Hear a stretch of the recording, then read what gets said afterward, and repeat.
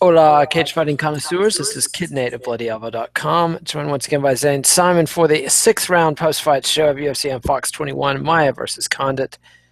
A heck of an evening. The main card, I cannot complain about a single thing about the main Fox card tonight. Yeah, it was a well-booked Fox card, and it ended up being an awesome night of fights. It's really especially nice because they only had 10 fights, and they had a Fox schedule, which they can't quite run over the same way they do FS1. Fox has a bit more programming that they want to put on the air than UFC, and so everything ends up like a 5-hour fight card. That's awesome. Yeah, it was delightful. The opening fights were not so scintillating, but weren't terrible, and the UFC Fight Pass card was whatever. But let's talk about the main event. Demian Maia chokes out Carlos Condit, minute 52 seconds. Jiu-jitsu's back, baby. This was a pure jiu-jitsu fight. This could have been the Hoist Crazy playbook. Get the takedown, get the rear naked choke, and out. Yeah, I expected Condit to just kind of, I don't know. I expected him to survive and hurt Maya late when Maya got tired. But the thing is that Maya historically, like, we don't see him get that many subs because most guys he fights, when they get on the ground with him, they just go into pure survival mode. I just got to, keep myself from getting submitted, let him ride out the round. It'll be fine. And Condit's not that dude. Dudes that struggle against Maya, dudes that really try to fight him off, that really try to grapple with him and be aggressive on the ground, those are the guys he always submits. And Condit immediately gave up his back and bam. Yep. Yeah, it was. And for a second, I didn't think he was under the chin enough, but he got there. And, yeah, well, he's Damian Maia. I mean, he's got the squeeze. He's got the ability to turn Rick Story and make blood shoot out his nose into a blood faucet. Yeah. So, where does this leave Demian Maia in the title picture? I mean, it leaves him with the ability, I think, to just wait for a title shot. Wait until the UFC doesn't have anyone to book for a welterweight title shot, and then he's that guy. But what was CM Punk and Nate Diaz just banging down the door? Nate Diaz may be suspended, and GSP is very much in the see it to believe it category. And after that, Woodley doesn't seem to have any more interest in fighting Stephen Thompson than he does Damian Maia. So, nope. At Maya's age, I think he can probably just afford to pull the Tyron Woodley and be like, look, I'll just sit here and say I'm not fighting without a title shot, and sooner or later you're going to need me. Yeah. I think, and I don't think it'll be all that long. I think Woodley will end up fighting Stephen Wonderboy Thompson, and then that person will need an opponent, and that person should be Demian Maia. But and for Carlos Condit, it was ranked number 4 coming into this fight. What's this mean? I mean, he could retire. He could walk out. He could say, I'm done. I don't want to do this if I'm not going to get a shot at the belt. And this was my shot to return to immediate contention. But fighting's always really hard to step away from. And he's got enough draw, I think, in him still that if he says, I'll take whatever fights, I'll fight Donald Cerrone, I'll fight Nate Diaz, I'll fight whoever, the UFC can, they can headline a fight or a Fox Sports 1 card with him. They can put him on a pay-per-view card. They can get a lot of draw out of Condit still if he wants to be in there. It's just a question of, does he want to be in there if he's not fighting for a belt or close to fighting for a belt? Yep, it's true. And so we'll see if he's content.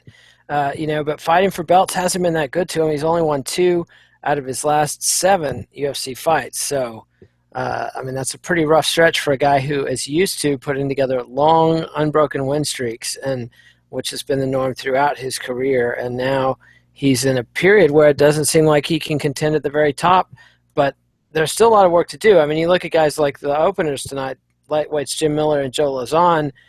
I mean, those guys are getting paid. It's not enormous amounts of money, but they're, people want to see him fight. It was Miller Lozon didn't mean anything at this point in time, but it was a perfect addition to a Fox card. Great opener for the card. Miller took the split decision. What did you think of the judging on that fight?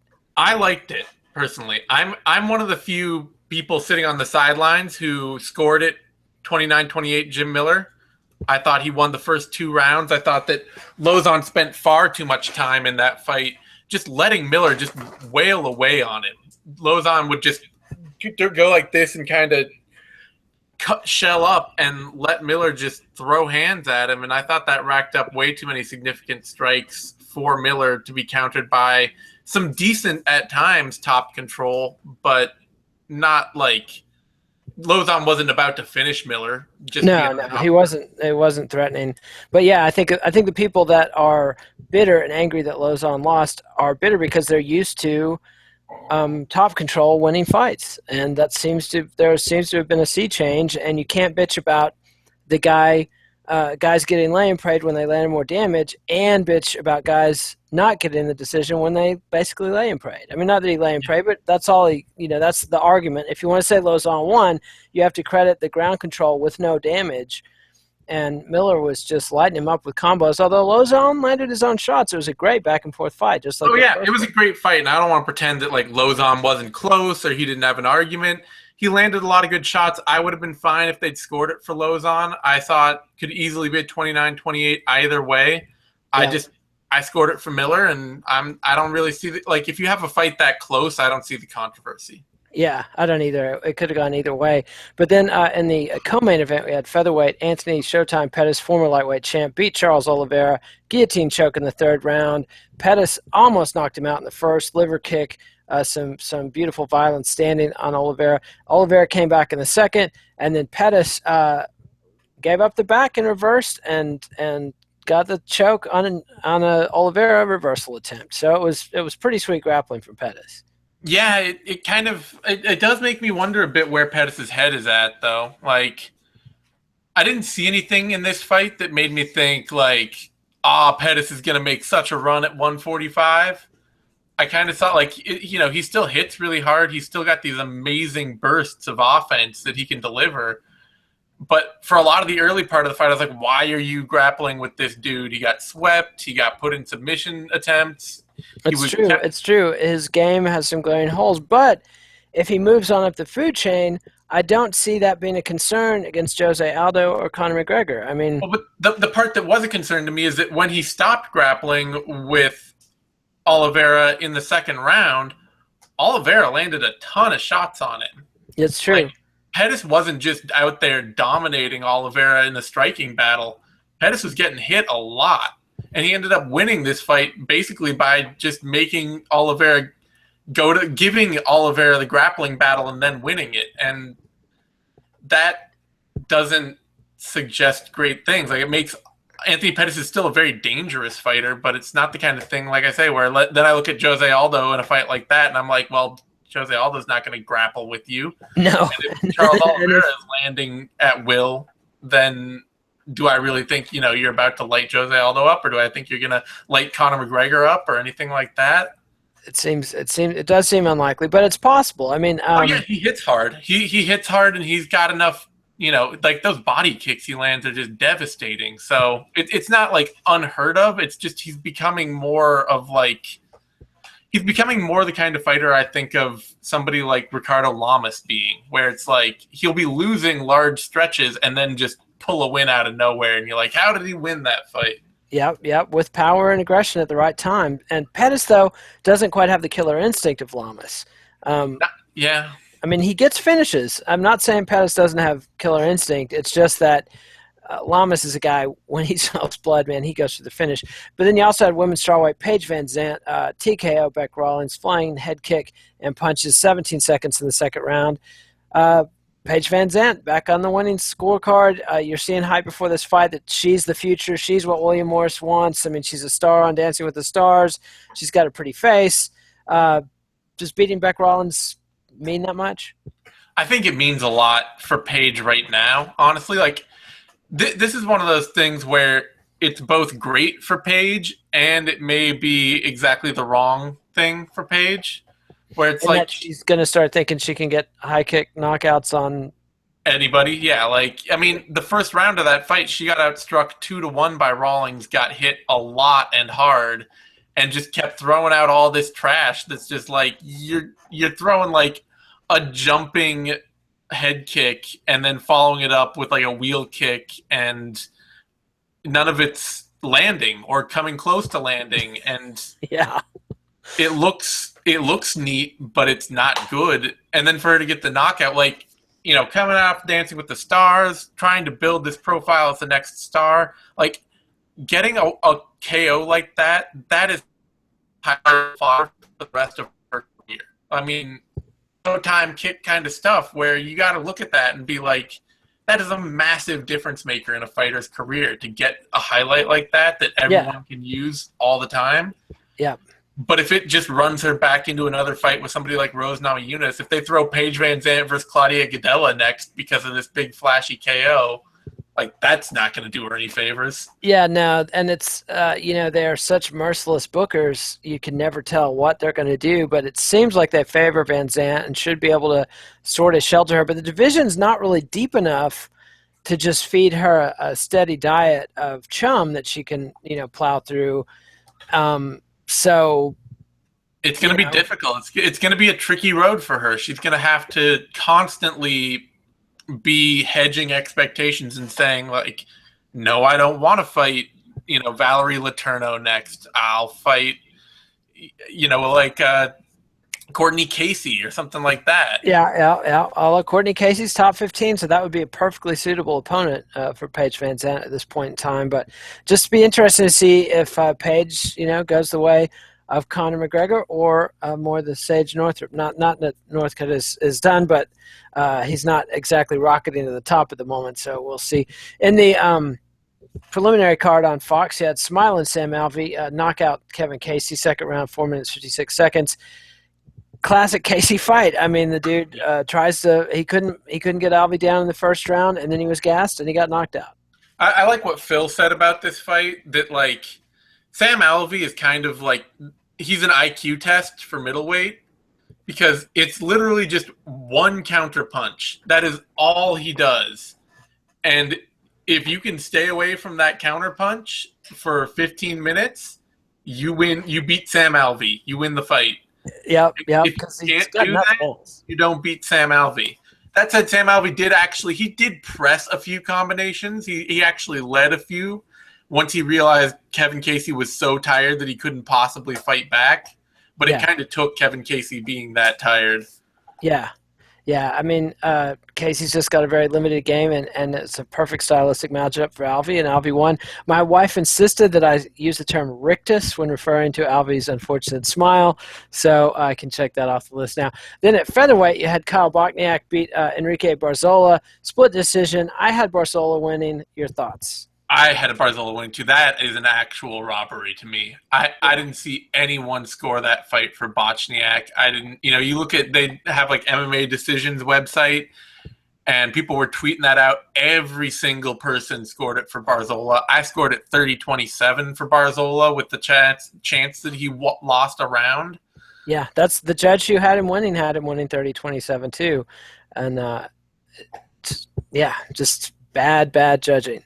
Yeah, that to me is a thing where, like, Bochniak landed a few harder shots, maybe, but he got outworked in every round in what was mostly a striking battle. And when the wrestling happened, he got outworked there too. And it just doesn't add up to him winning for me. No, not at all. And Barzola, the look on his face when he lost that decision, he just could not believe it. I mean, he was pretty shocked when they announced it was a split decision. And then when they announced that Bochniak had won the whole fight, Barzola was completely stunned and taken aback, and I cannot blame him one bit. That was just some trifling bullshit, honestly, from the judges, and it makes zero sense. Then you had middleweights. Alessio Di Chirico beat Gareth McClellan in split decision.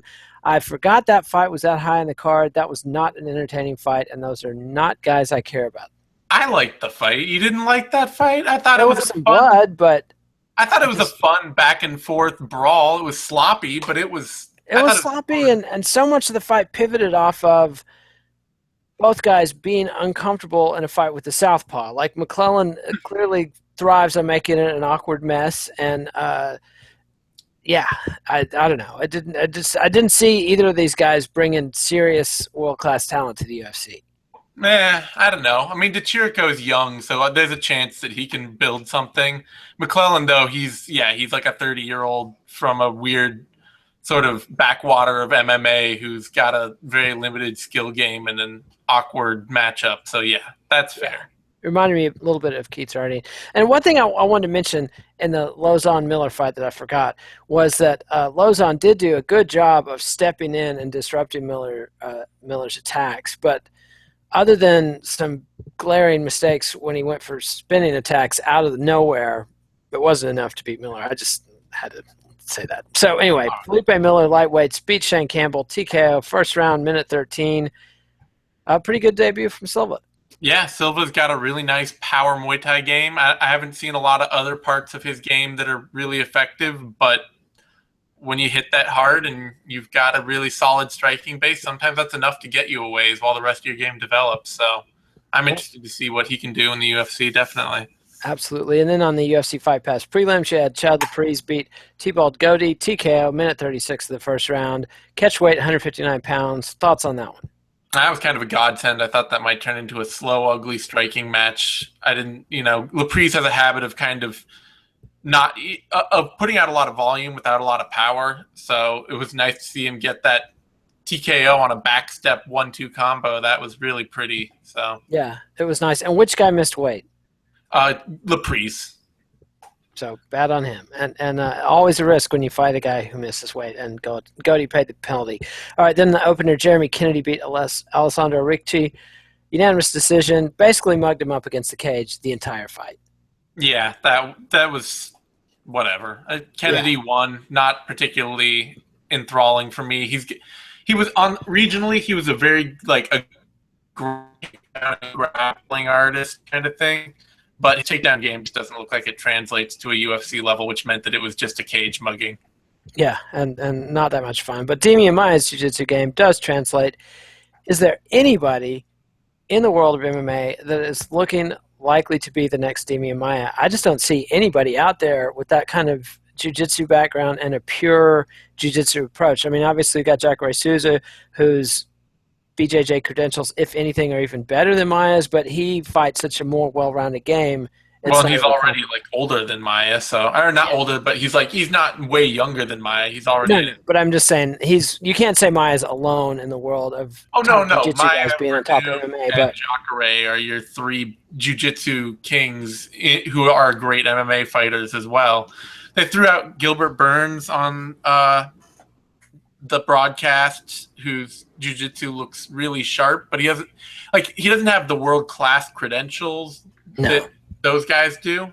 He's won a couple of major tournaments and titles. He's not it's not like he's not even in the same league or something, but he's not in that conversation of real jiu-jitsu greats who have crossed into MMA. Yeah. I don't know beyond that. It seems to be such a it's such a chancy thing. We see a lot of jiu-jitsu guys who cross over into MMA for careers, and for every Demian Maia, you get 3 Roger Gracies. Yeah, and Hodger didn't do terrible, but he didn't really amount to terrible. But you're not talking about him as an all-time great fighter or even a contender really at any point in his career. Anything more than mediocre would kind of be overselling Hodger Gracie's impact in MMA. Yeah, to quite an extent. So hats off to Demian Maia. This his move to welterweight really revitalized his career, and I look forward to seeing him in a title shot. I like his chances a lot better against Stephen Wonderboy Thompson than I do against Tyron Woodley. I don't know. Woodley's still such a weird-ass fighter to me. I cannot get the picture of Woodley facing Rory McDonald and just sitting there like a deer in the headlights against the cage, letting somebody or against Jake Shields and letting Jake Shields just out kickbox him. That's the most bizarre fight in Woodley's resume to me. It's how did that happen? And it was ugly and sure was effective. But, I remember way back 2010 when he just smoked Andre Galvao, who was, speaking of a great jiu-jitsu player. I mean, and that was that for Galvao's MMA career. And, I remember Nate Marquardt way back in the day just smoking Demian Maia, but that was a Demian Maia who made a very elementary striking mistake against a dangerous opponent. So, I mean, I would pick both Woodley and Thompson to beat Maia probably. Neither of them have Carlos Condit's trouble with takedown defense. Yeah. or but inclination to get aggressive and hang around in a grappling match. yeah. But yeah, I don't know. It's Maia's Maia's matchups at the top are really strange because he's such a great wrestler and grappler, and there's so much else that's not really like there's very little else that's functional to his game. You don't think of him as like, he's not dynamic, he's not fast, he's not amazingly like hard punching and strong. He's a really good wrestler and a really good grappler, and if he gets a hold of you, he's gonna make life hell on you. So Yeah, yeah, but Woodley is a pretty good wrestler himself and hits a whole lot harder than Damian Maia. But again, to me, Woodley's got a big question to answer with Stephen Wonderboy Thompson, who I could see just de-pantsing Woodley, baffling him, and beating him up on the feet. So hopefully we'll get to find out what is the state of the welterweight title matchup. Is Woodley still insisting he wants a big money fight like Nick Diaz or DSP? Or I think Woodley is probably insisting he wants a big money fight, but he's probably also willing to sleepwalk himself through a payday. Like, I get the feeling Woodley's more on the like, yeah, I'll show up if you guys can't get me somebody interesting, but I'm not going to do any promo work. I'm not going to help you any. You're not giving me a fight I want. No, although it's not like Woodley is really just going to light the world on fire with his scintillating promo, because No, I don't know that he actually has the ability to do promo work like he is. I'm not sure if we could tell the difference between a fight that Woodley really promoted hard and a fight that Woodley, coasted on. But we'll on the promo side at least. But anyway, that's to find out once he either becomes a long-running champion or once he loses the belt. If he loses the belt and he can't draw flies, then we'll know that Woodley, the promo machine, probably never really existed. Yeah, I think it might be a legend in Woodley's own head, but we'll find out. I mean, we've just survived the Robbie Lawler era, which was a glorious one in the welterweight title, but it wasn't that big for the promotional fortunes of the UFC. So anyway, up next on September 3rd, we've got Arlovsky versus Barnett. That's going to be a Fight Pass Fight Night coming at us from somewhere in Europe. Hamburg, Germany. Hamburg, Germany, the birthplace of the Beatles. So very exciting. That should be Arlovsky Barnett. Obviously, should have fought at Affliction way back. What was that? 2009? They could have fought in the UFC back in like 2003, or 2004. Yes. And so hopefully Barnett can navigate the drug testing environment and make the fight happen. But we'll have all the fixings, the vivisection, the care, don't care preview, and if I did it, and heavy hands, all the stuff. So subscribe to MMANation.com on YouTube. Subscribe to MMA Nation on iTunes. Follow us on Twitter at TheZaneSimon, at KidNate. Read us at BloodyElbow.com. Did I miss any plugs?